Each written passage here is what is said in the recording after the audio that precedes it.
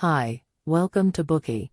Today we will unlock the book Triumph of the City, How Our Greatest Invention Makes Us Richer, Smarter, Greener, Healthier, and Happier by Edward Glaeser. What are the keywords that come to mind when you think of cities today?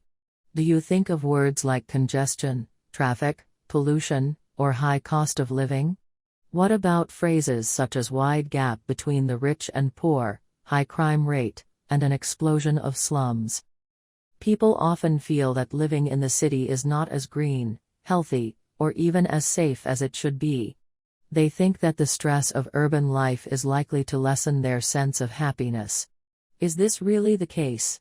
This book breaks down the perceived stereotypes about urban life and developments and proves that cities are the healthiest, wealthiest, and most environmentally friendly places to live.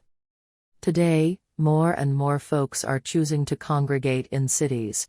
For example, in 2011, 243 million Americans crowded together in the 3% part of the country that is urban. 36 million people lived in and around Tokyo, 12 million people resided in central Mumbai, and an additional 5 million people live in the cities of the developing world per month.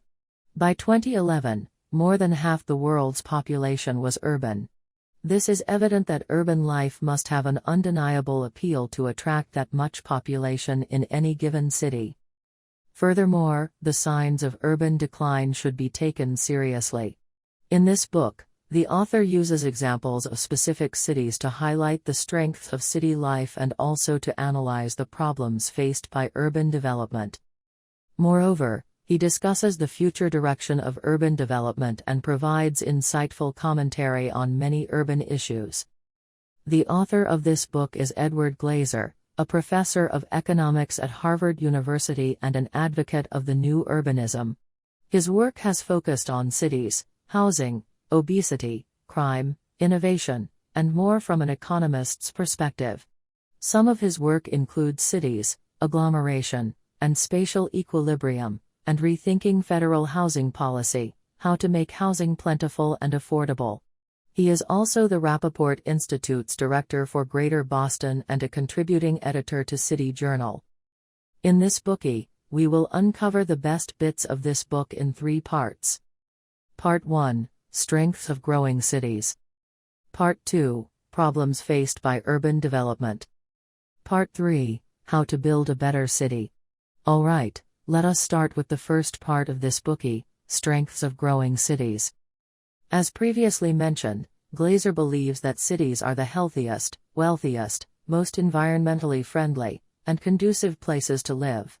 So how did Glaeser come to such conclusion? To understand this, we must begin by highlighting the first advantage of any city, their economic strength. In other words, cities bring prosperity to our lives. According to Glaeser, cities have higher population densities. They create more opportunities for face-to-face interactions, which leads to more collaboration, exchange of ideas, and innovation. Here is an interesting experiment that exemplifies how face-to-face interactions can promote cooperation. 2 researchers from the University of Michigan conducted an experiment, where they put students together in groups of 6 and challenged them to play a game in which they could earn money through group cooperation.